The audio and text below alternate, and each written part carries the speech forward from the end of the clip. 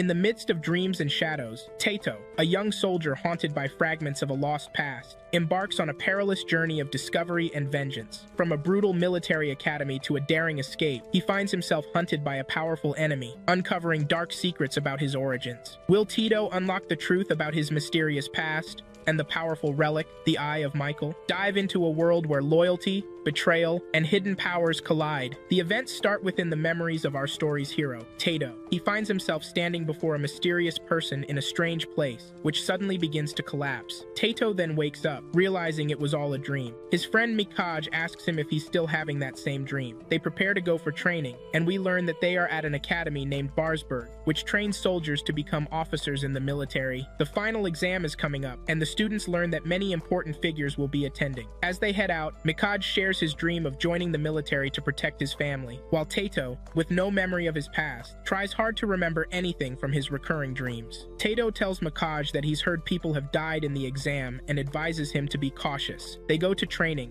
where they use a magical technique called Xiphon, a powerful energy based on words. During training, Tato remembers his instructor's words, "Show no mercy and never show weakness," and he quickly forces Mikaj to surrender. That night, neither of them can sleep. Mikaj tells Tato that once they pass, each of them will go their separate ways, urging him to visit every once in a while. Tato then shares that he was a slave before joining the academy, and that it was the academy's leader, Miroku, who raised him and filled his life with rigorous training. After meeting Mikaj, however, he finally found a reason to live. They both make a promise to support each other no matter what, vowing to live or die together in any battle they may face. On the day of the test, students are divided into teams. Tato is grouped with a somewhat arrogant student named Shuri. The test involves defeating a monster before it kills them, and teamwork is essential for success. As the test begins, an important figure in the army, Ayanami, arrives to check on the students. Tato's team faces difficulties, and Shuri, who is overconfident, tries to escape, calling for help, almost losing control in fear. The monster notices his fear and attacks, but Tato rescues him. Tato and Mikaj then team up to attack the monster, but it manages to capture Mikaj. Angered, Tato unleashes his full strength, using Xiphon to make the monster surrender. However, an official steps in and instructs them to kill the monster to pass the test. Tato refuses, saying the monster isn't his true enemy. Just then, Ayanami appears and kills the monster with a single strike. That night, they discuss Ayanami, and Tato learns that he is a high-ranking and merciless officer in the army. Later, Tato has the same recurring dream. The next day, as he goes to submit his documents, he hears a strange voice that feels familiar. Following the sound, he overhears people discussing a mystical stone called the Eye of Michael, which is rumored to be with a member of the Rags Kingdom's ruling family who supposedly escaped when their kingdom was destroyed. After hearing this, Tato glances around the room and spots a necklace he saw in his dreams, realizing that the man in his visions was his father, and that Ayanami was the one who killed him. Overcome with rage, Tato suddenly attacks Ayanami, but his assistant intercepts him just in time. They realize that Tato was once a slave from the Rags Kingdom, and suspect he knows something about what he heard. He's taken into custody. After a thorough search, Mikaj learns that Tato has been imprisoned, and manages to sneak in to see him. However, Tato has already killed the guards and insists they need to escape, telling Mikaj he can't keep their promise. Mikaj follows Tato, wanting to escape too, but they encounter more guards. Tato grabs Mikaj, pretending he's a hostage, and tells him that they'll always be close friends. They jump onto a vehicle and use it to flee, with Ayanami shooting and hitting the vehicle, though they still manage to escape. The next day, the vehicle breaks down and starts falling from the sky. Fortunately, a group of people is passing by, and Tato lands on one of them, named Frau. At the same time, Miroku asks Ayanami about Tato's whereabouts, and Ayanami reports that he has sent a team to track him down. The soldiers tracking Tato reach a strange place known as the 7th District, a territory for criminals where even the military hesitates to enter, so they retreat. Inside this place, Tato regains consciousness surrounded by the 3 people he encountered earlier. He tries to escape by jumping out the window, but Frau stops him, asking if he's that desperate to end his life.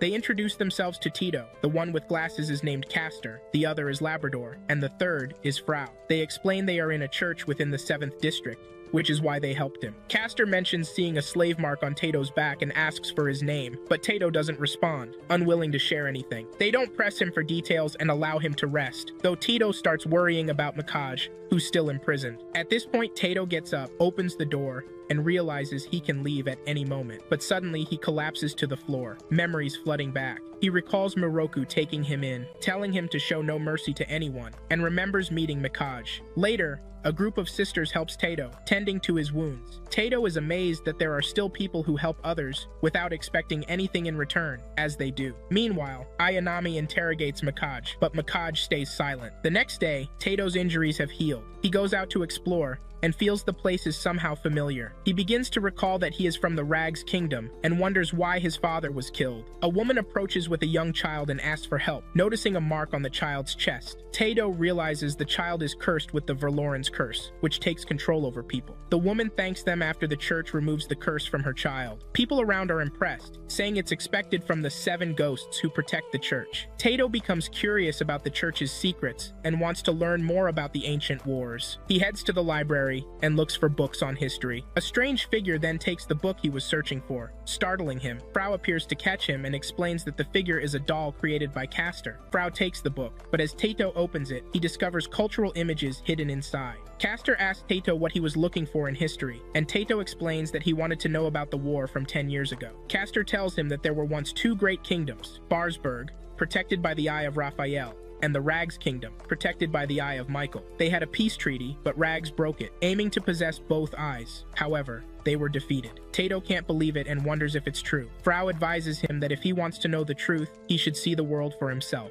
Determined, Tato leaves, seeking to uncover why his father died. He encounters a massive statue and a woman who tells him the statue's story. She says that 1,000 years ago, an evil spirit named Verloren descended on Earth, taking control of people's hearts. In response, 7 spirits, the 7 ghosts, came to defeat and imprison Verloren, and since then, they've guarded the church. They enter a place called the Great King's Settlement, and Tato is captivated by the location. He begins to recall a memory from when he was in this very church with his father. Later, he meets Labrador, who gives him a magical flower for protection, telling him to keep it close. Meanwhile, Ayanami threatens Mikage with his family, pressuring him to reveal information about Tato. Later, the sisters check on Tato, realizing he hasn't eaten anything since morning. Frau takes him to eat, but Tato is shocked by the food. Fish eyes and flowers eaten as if they were vegetables. Tato explains that he's used to simple food and protein supplements, surprising the others, who comment that's why he's so weak. They insist that eating fish eyes will help him grow stronger. Meanwhile, the Academy Council meets, realizing Tato is in the church. They plan to bring him back, and Miroku asks why he fled. However, Ayanami and his men avoid the topic. When asked why he cares so much about Tato,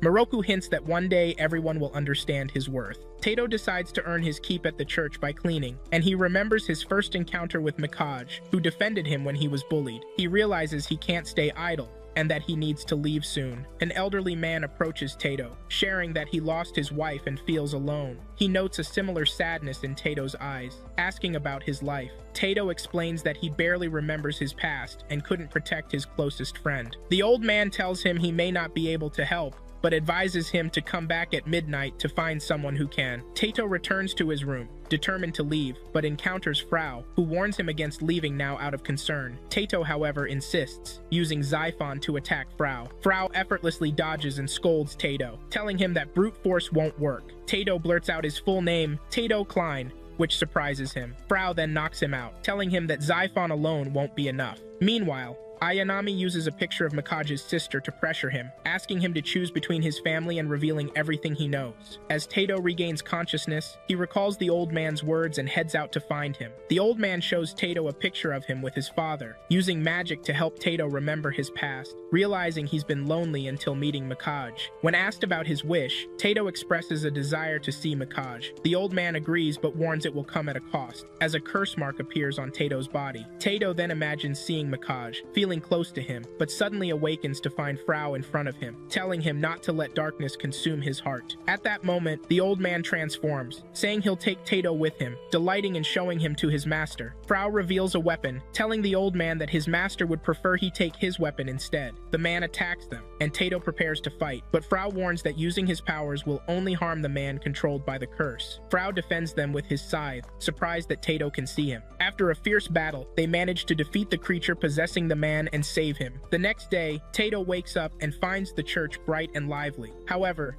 He sees the sisters washing his clothes, including his undergarments, causing him to blush and run away. Frau catches him and teases him, tossing his clothes up in the air. Tato chases after his clothes, which fall into the water. There he meets a mysterious figure, a half-fish girl named Rosette, the church's musician. After that, Castro arrives and points to the old man with his family, telling him that he has a place and people to return to. Then he explains that Kor controls the hearts of humans, attempting to fulfill their dreams. But in truth, he deceives them and leads them into darkness. He adds that the church's role is to prevent Kor from controlling humans. Castro then asks Tito about his dream, but Tito remains silent, unsure of how to respond. At that moment, Ayanami arrives and surprises Mikage, telling him that he brought his sister here, giving him a choice between his sister and Tito. Meanwhile, Tito reflects on his own dreams, realizing that his life in the army left him little time for such things. Mikage then speaks up, affirming that he knows his family won't approve of him betraying his closest friends, but they would respect his actions. Tito, upon realizing his dream, declares that because Mikage tried to protect him with all his might, he too dreams of protecting him with everything he has. The two then vow to honor the promise they made together. Ayanami, observing this, tells Mikage that he brought this upon himself and prepares to launch his attack. Later, Tito sits, contemplating whether Mikage is being punished in his current state, and wondering what Mikage might be doing now. He encounters Lazit, who points to a place for him to enter. Once there, memories suddenly flood back, showing his father wearing a necklace, removing Michael's eye, and implanting it in Tito's hand, revealing that Tito is the heir to the Kingdom of Rages, a fate carrying the kingdom's entire history. Tito, stunned by this revelation, is left uncertain about what to do. From a distance, Frau sees Tito, realizing that the burden on him keeps growing. Labrador, predicting that someone will soon cross paths with Tito and destroy his life, remains concerned. As Tito walks alone, he unexpectedly encounters Mikage. Overwhelmed, they embrace each other. Observing from afar, the trio wonders if this is the person destined to ruin Tito's life. Once inside, Mikage reveals he managed to escape the army and arrived here by chance. They assure him he's welcome at any time, and Frau pulls him aside, handing him a history book, telling him to feast his eyes on the past. As they walk, the trio gathers, skeptical and curious about how he knew Tito was here. Their leader then arrives, reminding them that tomorrow is an important day and that he doesn't want any trouble. Castro reassures them, explaining that he's already monitoring them through his doll. Later, Tito and Mikage go to the garden, sitting and talking until a strange figure appears, asking if they like flowers. When they reply affirmatively, he smirks, saying it's good because he'll place them on their graves once he kills them. The figure then begins to transform, revealing that he is a core sent by Ayanami to attack them. Tito uses his strength to try to fend off the attacks, but they find themselves struggling. Determined, Tito declares he won't run again and promises that they won't abandon each other. He launches his attack alone, striving to defeat the core. Suddenly,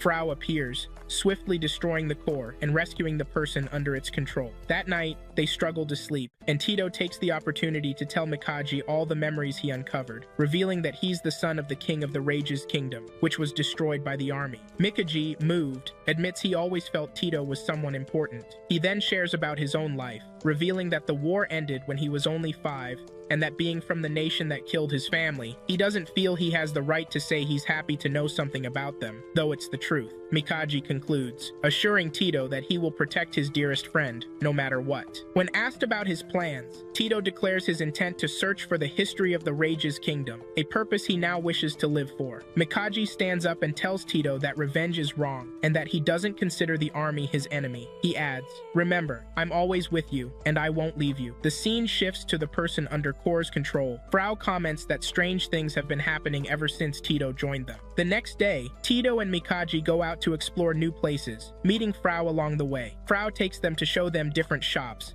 starting with Labrador's shop, which sells beautiful flowers. Labrador tells them the flowers are also beneficial for the body. They try them and indeed find them tasty. Then, they visit Castro's shop, where he makes dolls and designs clothes for them. Curious, they ask Frau if he also has a shop. His eyes gleam, and he invites them to follow him to a food shop where he lets them taste something with a meat-like flavor. Tito remarks that he thought they didn't eat meat, and they start guessing what kind of meat it is. Frau reveals it's not ordinary meat, but something edible when fried. Just then, someone brings a container, and when they open it, they find frog-like creatures with a single eye. As they sit together afterward, Tito asks Mikaji what he'll do next. Mikaji considers returning to the army and telling them he found no one at the church. Later, Tito meets Frau and asks him to take care of Mikaji after he leaves. Frau tells him that Mikaji is someone who chooses his own path, and everything will depend on him. Meanwhile, Ayanami and his group are on a mission, hinting at a hidden plan. Mikaji sits alone until a car suddenly crashes into a nearby wall. He rushes over and finds a girl who resembles his sister, marked with a curse symbol. He quickly takes her, trying to save her, but Ayanami, who has been following, triggers her transformation. Everyone in the church senses it. Mikaji leads her to an isolated spot to save her, but she attacks him. When Tito learns of this, he rushes over, using his power to stop her assault. Suddenly, a group of dolls appears, watching them but unable to intervene. At that moment, Castro realizes they are in danger and alerts Frau. The cursed girl manages to grab Mikaji and nearly kills him. Tito, unable to bear the sight, suddenly unleashes his power, revealing Michael's eye on his hand. The girl is shocked as Frau appears behind her and destroys Core with a single strike. Ayanami, watching from afar, discovers that the power of Michael's eye has been with Tito all along. He's also surprised at the one who could defeat his scent Core with a single blow. Mikaji, relieved, checks on Tito, while Frau is astonished at Tito's emerging strength. Later, Labrador tells them that Mikaji isn't the one who would destroy Tito's life, but rather, it's the strange events happening since he arrived at the church. The following day, they head to the market, where they hear of a festival for Mikaji's last day. Mikaji contemplates his next steps. Tito arrives, taking him to the festival. Lazit begins to play music, and the crowd gathers. Statues of the seven spirits emerge, and everyone is joyful, except for Mikaji, who notices a sad child standing alone. The child reminds him of Tito when he first joined the army, friendless. He calls out to the boy, who runs away, prompting them to follow. They find him stealing food from the market, with a man chasing him. The food falls, and just as the man catches him, someone trips the man, allowing the child to escape and hide. Tito finds him, telling him that stealing is wrong and that if he needs something, he should ask for it. Then, Mikaji comes over, giving the child his food, and they get to know him. The child, named Taji, shares that his mother passed away and his father is away working. He feels people look down on him, which is why he's always sad. Mikaji then spots a group performing a play with a knife, so he rushes to them, but Mikaji quickly pulls him away, asking if he's ever seen a play before. Just then, Taji's father arrives, thanking them for looking after his son and bidding them farewell. But Tito feels something strange when shaking the man's hand. After they leave, Tito quickly follows them and realizes the man is under Core's control and is beginning to transform. Tito rushes to save the boy just as the attacks approach. Suddenly, Michael's eye activates,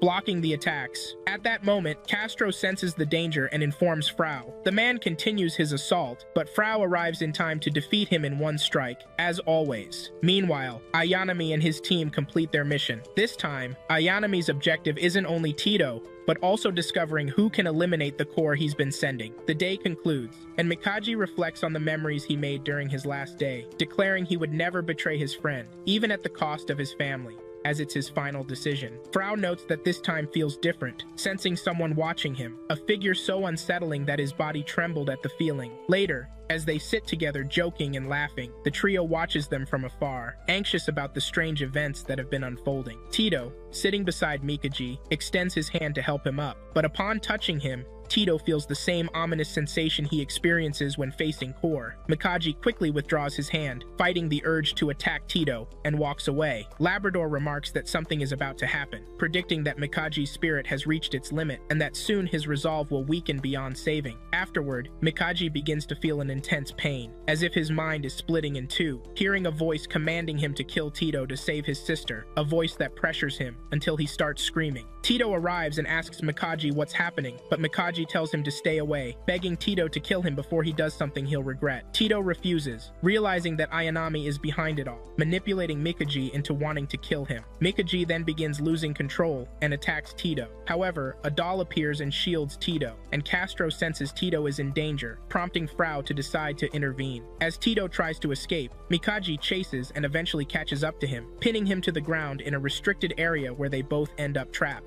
At this moment, Frau transforms, wielding his scythe, and rushes to them. Tito, seeing Mikaji's transformation, initially thinks he's facing a normal Core, but realizes Mikage is something far more powerful. Mikage attacks Tito with incredible speed, striking him to the ground and revealing a chain, ordering Tito to put it on to return to the army. Tito falls into water, recalling memories with his friend, which revive his strength, and he emerges to confront Mikage again. Taito recalls a previous encounter with a core, remembering that defeating it required targeting the wing embedded within its body. He attacks but fails, as Mikage warns him that if the wing is destroyed, he'll also die. Despite this, Tito resolves to save Mikage, knowing that Ayanami is controlling him. The church leader senses a presence similar to Core, recognizing it as a half-spirit, a far more dangerous being. Meanwhile, Frau, in his transformed state, meets spirits who direct him to Tito's location. Tito, now wearing the chain, is under orders preventing him from doing anything until he's returned to the army. Even attempting self-harm fails. He finds himself in an expansive, confined space, watching his spirit bound before him. Crying out, he urges his spirit to act to save his friend, and they merge. At this moment, Michael's eye activates, releasing Tito's full power, transforming him into a new entity. He asks Ayanami if he was responsible for putting the chain on him. Frau senses something strange and wants to reach Tito by any means. Tito uses his newfound power to fight, but his strikes are ineffective. His strength grows, and he shatters everything around him. In desperation, Ayanami launches a powerful attack, leaving Tito unconscious and on the brink of death. Frau arrives just in time to save him, and the battle escalates. As Tito regains consciousness, he hears Ayanami addressing a figure called Zehel, realizing from his voice that it's actually Frau. Tito pleads for Frau to save his friend, but Ayanami destroys Mikage's wing, intending to take Michael's eye for the army. Overwhelmed with despair, Tito runs to Mikage, embracing him tightly as he vanishes. Tito is left feeling hopeless, mourning the loss of his dearest friend, the only one who truly cared for him.